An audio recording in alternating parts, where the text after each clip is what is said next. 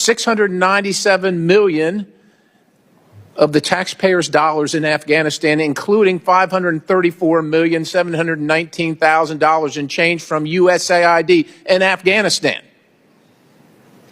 I don't know what we think we're going to change in Afghanistan. We lost 22,000, lost or wounded 22,500 Americans in Afghanistan over the course of our term there in the war, spending over $2 trillion.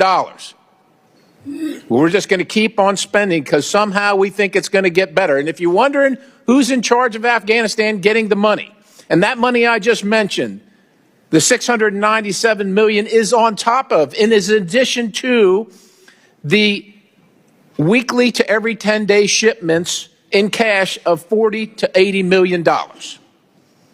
Afghanistan is ruled by folks named Sarajuddin Haqqani. The Haqqani network mean anything to anybody in the room? How about Abdullah bin Laden? Who gets some of that money? Does that name ring a bell to anybody in the room? Because your money, $697 million annually, plus the shipments of cash funds madrasas, ISIS, Alkaida, Boko Haram, ISIS Khorasan, terrorist training camps. That's what it's funding.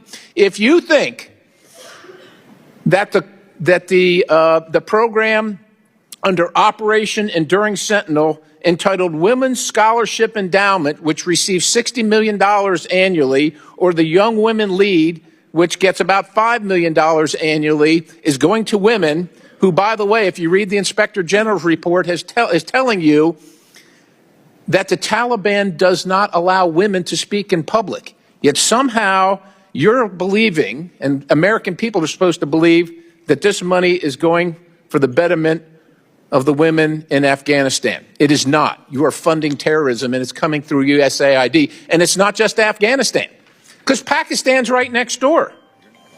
USAID spent $840 million in the last 20 years on Pakistan's education-related program. It includes $136 million to build 120 schools, of which there is zero evidence that any of them were built. Why would there be any evidence? The Inspector General can't get in to see them. But you know what? We doubled down and spent $20 million from USAID to create educational television programs for children unable to attend the physical school. Yeah, they can't attend it because it doesn't exist. You paid for it. Somebody else got the money. You are paying for terrorism. This has got... As you can see, guys, the Congress is admitting that the main purpose of USAID is to fund endless dubious deal in Africa. It does nothing good for us. That's the main purpose, to oppress Africa, to keep us down so that we can't know our worth, to fund terrorists. So that, as you can see, you wonder how terrorists acquire the advanced weapon. How do they get those advanced weapons? They are being supplied. They are being funded so that their interests continue being supported here in Africa. So guys, Africa, we have to chant a new path.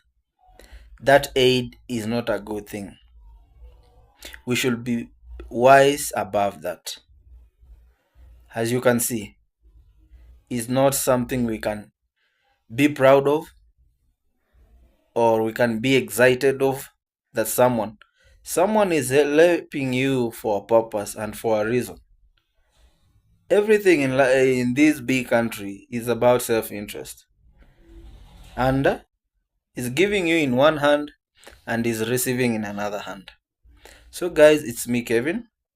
Like, subscribe, let me hear your opinion about this revelation from this Congress Senate.